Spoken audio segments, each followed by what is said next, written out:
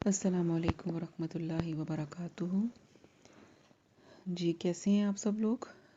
آج کا lesson start کرتے ہیں۔ آج انشاءاللہ تعالی ہم خوش ہو جائیں، ایک ہی آیت پڑھیں گے صرف۔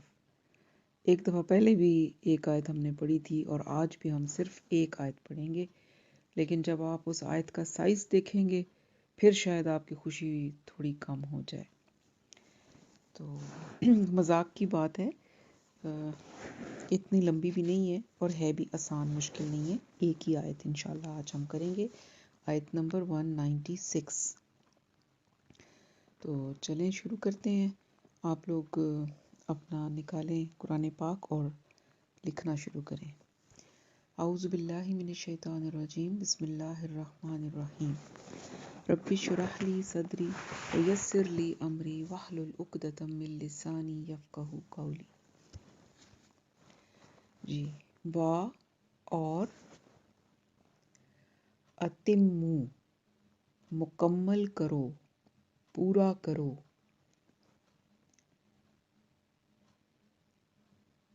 یا تکمیل کرو، الحج حج کی، والعمرۃ اور عمرہ کی،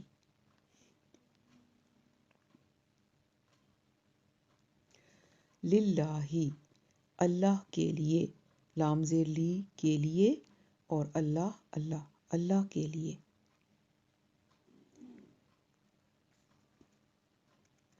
فَإِن پھر، ان اگر،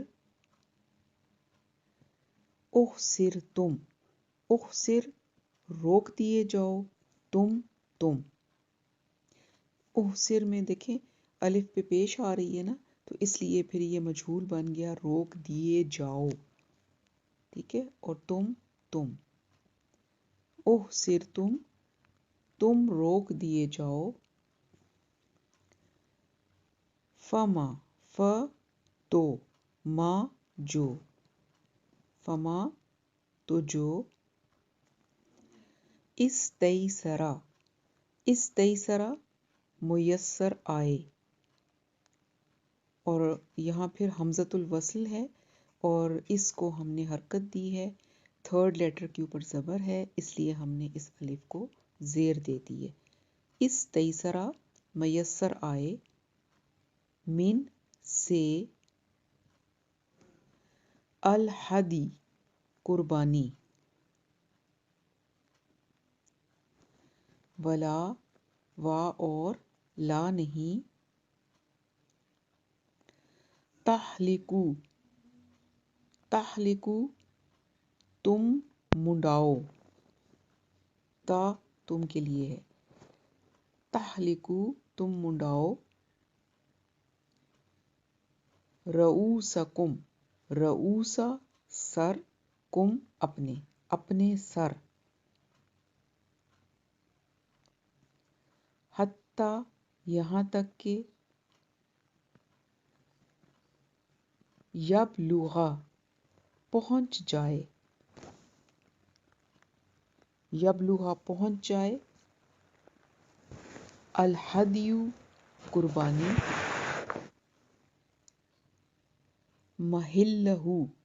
محلہ جگہ، ہو اپنی جگہ، محلہ اپنی جگہ،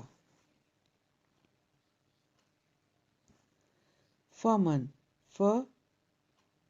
پھر، من جو، اور فا کا مطلب 3 مطلب میں نے آپ کو لکھائے تھے، پھر ریوائز کر لیں۔ پھر، تو، پس، ان میں سے آپ جو مرضی لگا لیں، فمن تو جو یا پھر جو، کانا ہو، من سے، کم تم میں سے، مریدن مریض، او یا، بھی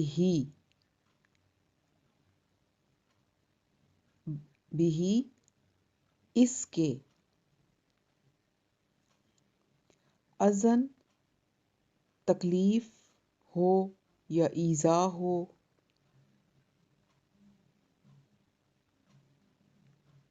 मिन से, रअसिही, रअसी सर और ही उसके, यानी उसके सर में तकलीफ हो। ऊपर हमने पढ़ा था ना रऊसकुम, तो रऊस जमा है और रअसी सिंगुलर है। फफिदियतुन, फ तो, फिदिया, फिदियतुन फिदिया दे, मिन से, सयामिन रोज़ा, औ या, सदक़तिन सदक़ा, औ या, नुसुकिन कुर्बानी। फ़इज़ा, फ फिर, इज़ा फिर जब, आमनतुम, अमन अमन में हो, तुम यानी तुम अमन में हो। फ़इज़ा अमनतुम फिर जब तुम अमन में हो। फमन, फ तो, मन जो, तमत्तअ, तमत्तअ फायदा उठाए, फायदा उठाए, बिल उम्रती उम्रे का,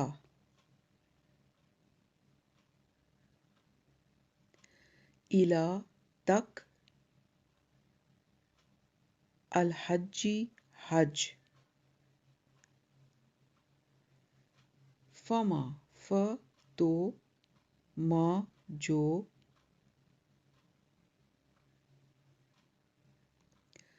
इस्तैसरा मयस्सर आए। अभी पीछे आप ये पढ़ के आए हैं लफ्ज़ इस्तैसरा, मयस्सर आए,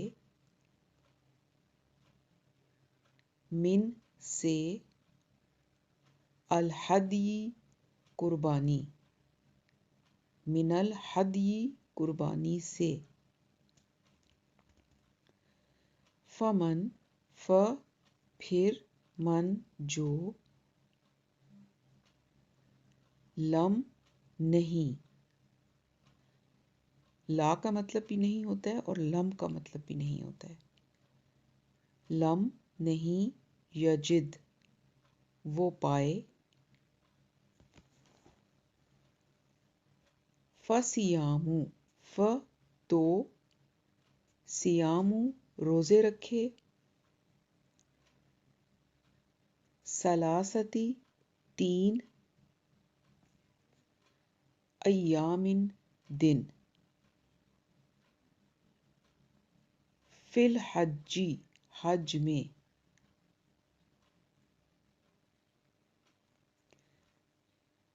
फिल हज्जी हज में। इसके आगे ब्रैकेट में लिख लें हज के दिनों में, फिर आपको समझ नहीं आएगी वरना। व सबातिन व और, सबातिन सात, इज़ा जब, रजा तुम, रजा वापस, लौटो, तुम, रजा तुम वापस लौटो। तिल का ये, अशरतुन 10, ये 10 होंगे, कामिलतुन पूरे, कामिल यानी कि ये टोटल 10 रोजे हो गए। 3 हज के दिनों में रखने हैं और 7 रोजे جب واپس اپنے ملک آ جانا ہے تب رکھنے ہیں، تو یہ ٹوٹل 10 ہو گئے۔ ذالکا یہ، لیمن لام لیے، من جو، اس کے لیے جو، لیمن اس کے لیے جو، لم نہیں، یکن ہو، اہلہ اہل جیسے اہل و عیال کہتے ہیں گھر والے، ہو اس کے، اہلہ اس کے گھر والے، حاضری موجود یعنی حاضر موجود، المسجد الحرامی مسجد حرام میں،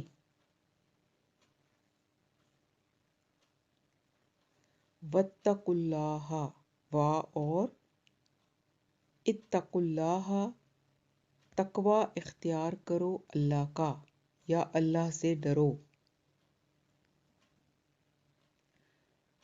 وَاعْلَمُوا و اور اعلموا جان لو، انا یہ کہ اللہ اللہ شدید سخت ہے شدید ہے، العقاب عذاب یعنی اللہ کا عذاب شدید ہے۔ چلیں جی، یہ آپ کی ایک آیت ہو گئی، تو یہ تو ہو گیا اس کی ٹرانسلیشن۔ اب اس کو تھوڑا سا ہم سمجھیں گے، لیکن اس کو سمجھنے کے لیے آپ نے قرآن کو بالکل آیتوں کو فالو کرنا ہے ساتھ ساتھ، تاکہ اس کی صحیح طریقے سے آپ کو سمجھ آ جائے۔ اچھا، یہاں سے یہ جو آیتیں سٹارٹ ہو رہی ہیں، تو اب حج کے بارے میں تھوڑی ڈیٹیل میں یہاں پر احکامات آ رہے ہیں اور ان کو ہم پڑھیں گے۔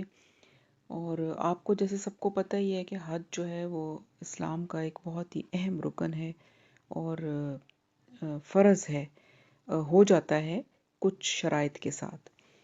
اور وہ کیا شرائط ہیں کہ اگر ایک انسان جو ہے اس کے پاس اتنی رقم ہے کہ جو حج کے خرچے کے لیے چاہیے ہوتی ہے، اور ساتھ یہ کہ اس کے پاس صحت بھی ہے، تو پھر اس کے اوپر حج جو ہے وہ فرض ہو جاتا ہے۔ اور خواتین کے لیے وہ تب فرض ہوتا ہے جب تیسری ایک اور شرط آتی ہے محرم کی، کہ اگر ان کے پاس محرم بھی ہے تو پھر یہ حج فرض ہو جاتا ہے۔ اور جب یہ حج فرض ہو جاتا ہے، اس کے بعد اگر ہم حج نہیں کرتے تو پھر ظاہر ہے جیسے ہر فرض کو چھوڑنے پہ گناہ ملتا ہے، اسی طریقے سے گناہ اس کا بھی ہوتا ہے۔ اور یہ تمام باتیں کہ پہلے بیٹیوں کی شادیاں ہو جائیں تو پھر ہم حج پہ جائیں گے، یا پہلے گھر بنا لیں اور پھر ہم حج پہ جائیں گے، یہ سب جسٹیفیکیشنز ہیں، یہ فرائض کو ساقط نہیں کرتی ہیں۔ فرض جو ہے وہ اپنی جگہ پر رہتا ہے۔ اس لیے اللہ تعالیٰ سے دعا کریں کہ جس پر بھی حج فرض ہے وہ اپنی پہلی فرصت میں کوشش کرے کہ وہ پہلے اپنا یہ رکن جو ہے پورا کرے۔ اب یہاں پر جو آیتیں آ رہی ہیں اس میں سب سٹارٹ ہو رہا ہے وَأَتِمُّ الْحَجَّ وَالْعُمْرَةَ لِلَّهِ، اور حج اور عمرہ اللہ کے لیے ہے، یعنی حج اور عمرہ مکمل کرو اللہ کے لیے۔ تو ظاہر سی بات ہے اللہ ہی کے لیے حج کیا جاتا ہے، اور تو کوئی دوسرا اس میں وہ وجہ نہیں ہوتی۔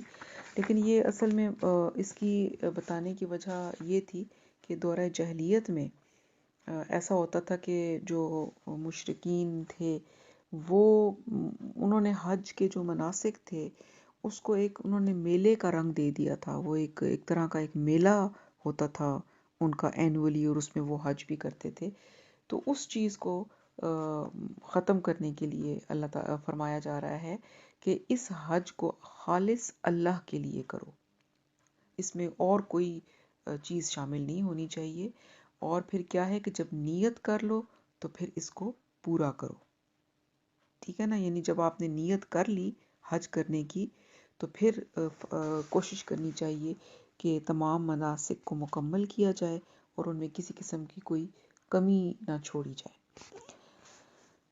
اس کے بعد ہے فَإِن، احصرتم، پھر اگر تمہیں گھیر لیا جائے یا تمہیں روک دیا جائے، تو پھر یعنی آپ نے نیت کر لی حج کرنے کی، عمرہ کرنے کی، اور اپنی طرف سے آپ روانہ بھی ہو گئے، لیکن پھر کسی مجبوری کے تحت اگر روک لیا جائے، جیسا کہ ابھی آپ کو پتہ ہے کہ سن 6 ہجری میں ہوا تھا، جب کہ مسلمانوں کو صلح حدیبیہ ہوئی تھی، حدیبیہ کے مقام پر ان کو روک دیا گیا تھا، اور عمرہ ادا کرنے کی نیت سے مسلمان نکلے تھے، لیکن ان کو مشرکین مکہ نے مکہ نہیں آنے دیا تھا، وہ آڑے آ گئے تھے اور مسلمانوں کو مکہ میں داخل نہیں ہونے دیا تھا۔ تو پھر کیا کرنا ہے؟ فَمَسْتَيْسَرَ مِنَ الْحَدِيِّ، تو جو کوئی بھی قربانی میسر ہو وہ پیش کر دو۔ تو یہ جو قربانی ہے اس کو دم احصار کہتے ہیں، کہ چونکہ اب ہم آگے نہیں جا سکتے تو ہمیں یہیں پر احرام کھولنا پڑ رہا ہے، تو ہم اللہ کے نام پر یہ جانور قربان کرتے ہیں۔ یہ ایک طرح کا کفارہ ہوتا ہے۔ تو اگر ہم نہیں ارادہ کیا اور کسی وجہ سے نہیں کر پائے، تو پھر ظاہر ہے جب آپ نے ارادہ کر دیا تو احرام تو باندھ لیا، تو پھر وہ احرام جب آپ بغیر حج یا عمرہ کیے کھولیں گے تو پھر یہ قربانی جو ہے اس کو ادا کریں، جو کہ کفارہ ہو جاتی ہے اس احرام کھولنے کا، جیسا کہ ماضی میں ہو چکا۔ حدیبیہ، صلح حدیبیہ جب ہوئی تھی تو اس وقت یہی واقعہ ہوا تھا۔ پھر آگے ہے وَلَا تَحْلِقُوا رُؤُوسَكُمْ حَتَّى يَبْلُغَ الْهَدْيُ مَحِلَّهُ، اور اپنے سر اس وقت تک نہ منڈواؤ جب تک کہ قربانی اپنی جگہ نہ پہنچ جائے۔ اس سے کیا مراد ہے؟ یعنی جہاں جا کر قربانی کا جانور ذبح ہونا ہے وہاں پہنچ نہ جائے، اس وقت تک سر جو ہیں وہ نہیں منڈوانے، اس کا یہ حکم دیا جا رہا ہے۔ تو اگر آپ کو حج یا عمرہ سے روک دیا گیا اور آپ نے قربانی کے جانور آگے بھیج دیے، تو آپ کو روکنے والے ان جانوروں کو نہیں روکیں گے، اس لیے کہ ان کو گوشت مل رہا ہے کھانے کے لیے۔ تو وہ جو جانور ہے اس کو وہاں مینا میں جہاں پہ قربانی کی جاتی ہے وہاں پہنچانا ضروری ہے۔ تو اس مقام پر جب جانور پہنچ جائے تو ایک اندازہ انسان اس وقت لگا لے کہ جی اب وہاں پر قربانی ہو گئی ہے، تو اس کے بعد وہ سر منڈا کر تو احرام کھولنا ہوتا ہے، ٹھیک ہے۔ فَمَنْ كَانَ مِنْكُمْ مَرِيضًا أَوْ بِهِ أَذًى مِنْ رَأْسِهِ، پھر جو کوئی تم میں سے بیمار ہو یا مریض ہو یا اس کے سر میں کوئی تکلیف ہو، یعنی سر میں کوئی زخم وغیرہ ہو جاتا ہے یا کوئی اور تکلیف ایسی ہو جاتی ہے کہ جس کی وجہ سے بال کٹوانے ضروری ہو جاتے ہیں، تو پھر کیا کرنا ہے؟ فَفِدْيَةٌ مِنْ صِيَامٍ أَوْ صَدَقَةٍ أَوْ نُسُكٍ، تو وہ فدیے کے طور پر روزے رکھے یا صدقہ دے یا پھر قربانی کرے۔ اس کو ذرا سمجھ لیں آپ۔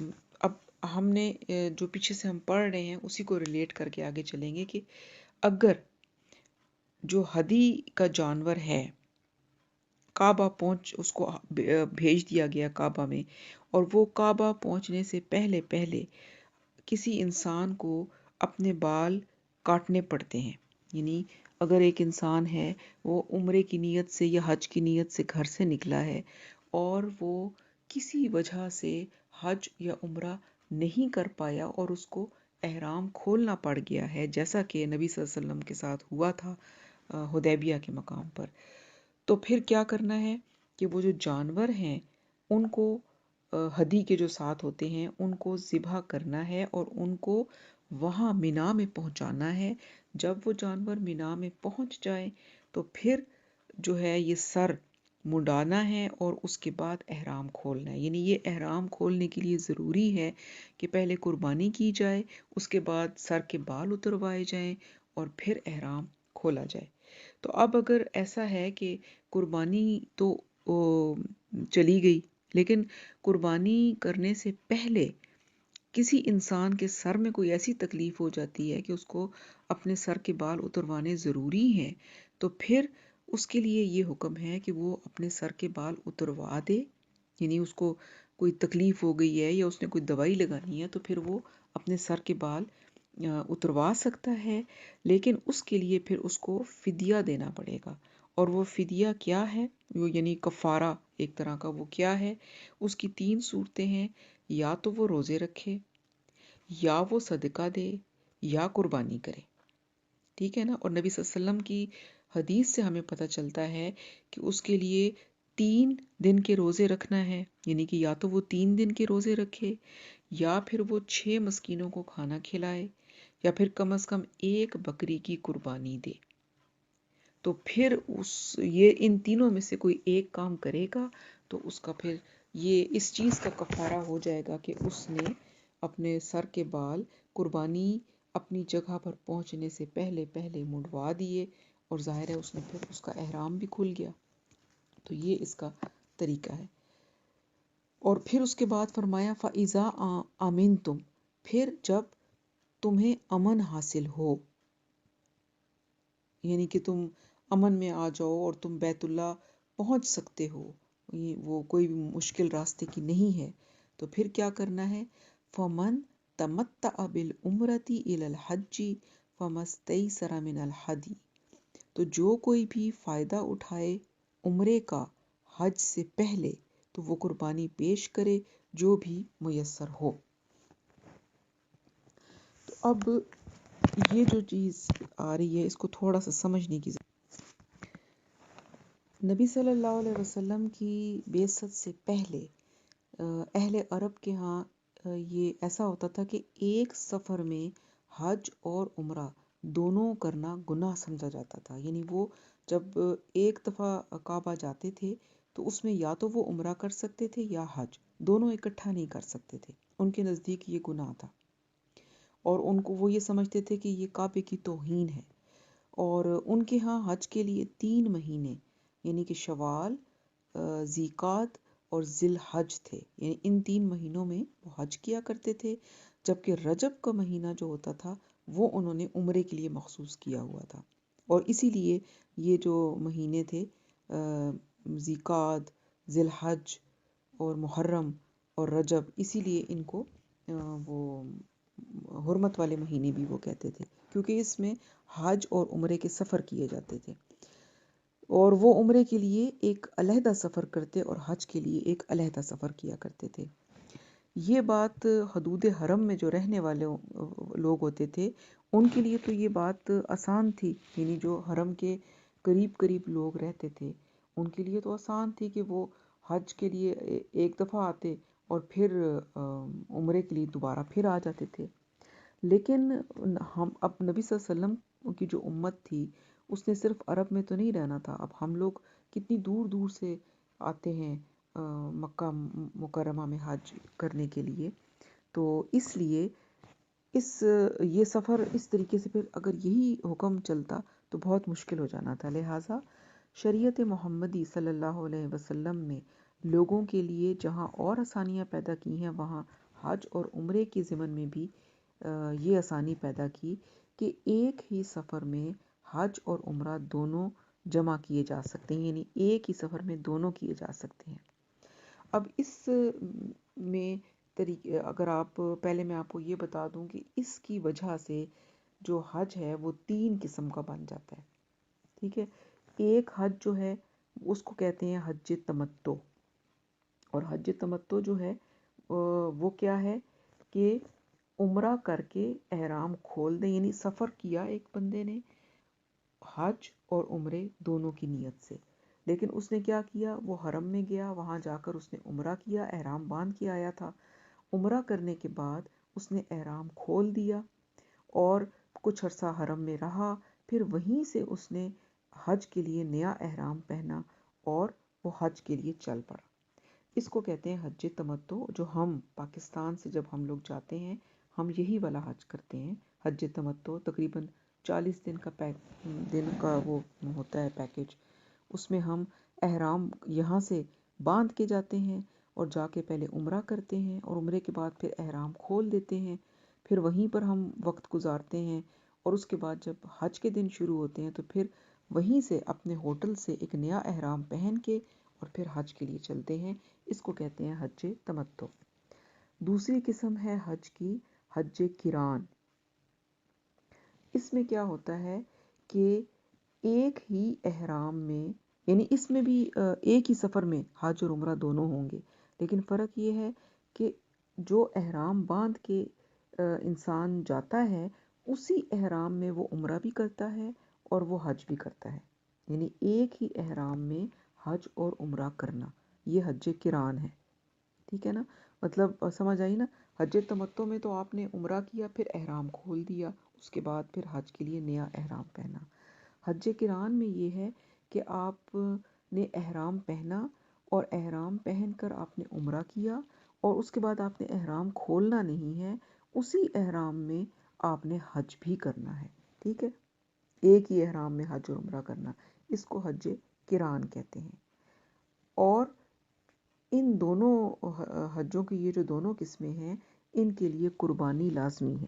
جو ہم کرتے ہیں نا قربانی، مینا میں جا کے قربانی کرتے ہیں، اس کے بعد ہم سر کے بال جو ہیں وہ کاٹتے ہیں اور پھر احرام کھول دیتے ہیں۔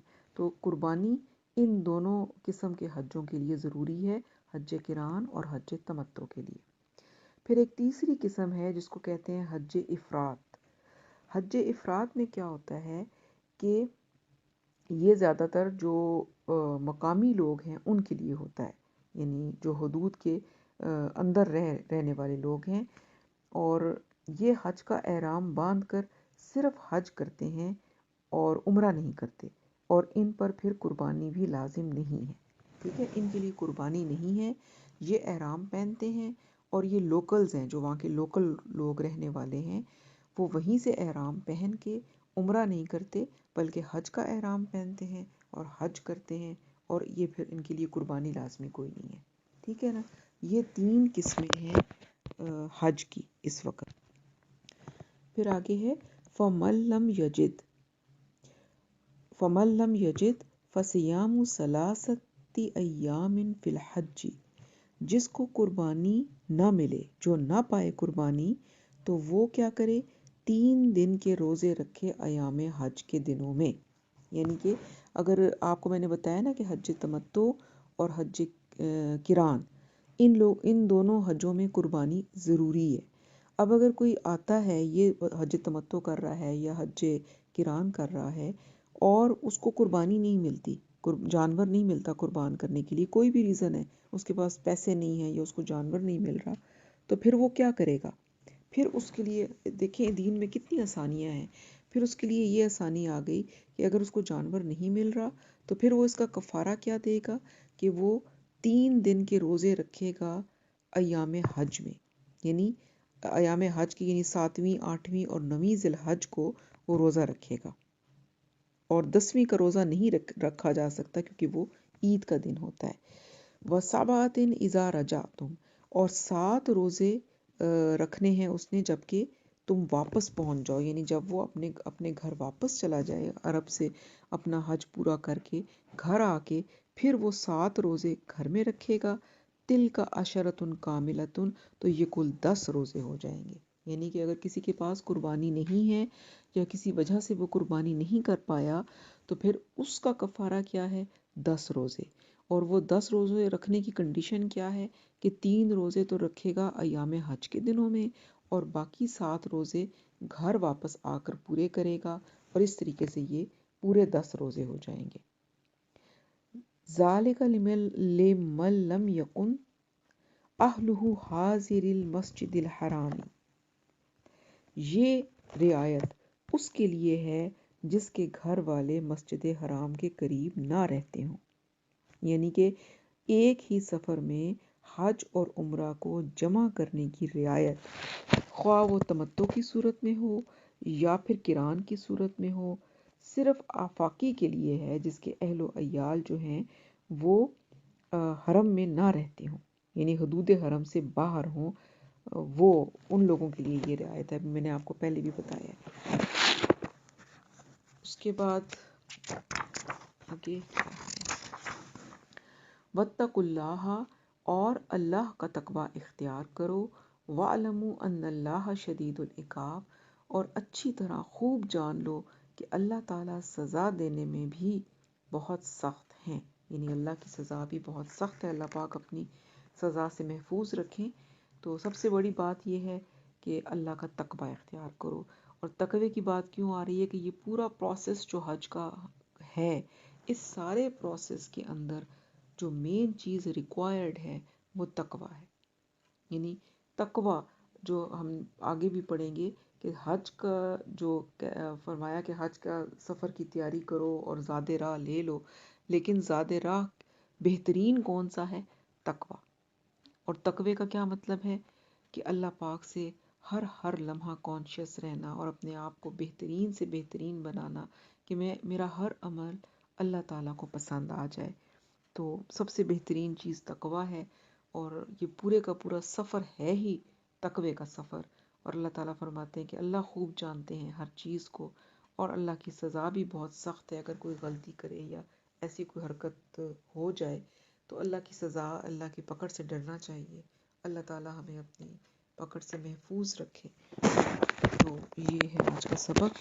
اللہ پاک ہمیں عمل کی توفیق دے اور ہم سب کو بار بار اپنے گھر کی زیارت کرنے کی توفیق عطا فرمائے، اور جن پر حج فرض ہے ان کو حج کرنے کی توفیق عطا فرمائے. سبحانک اللہم و بحمدک نشہد ان لا الہ الا انت نستغفرک و نتوب الیک. السلام علیکم ورحمۃ اللہ وبرکاتہ.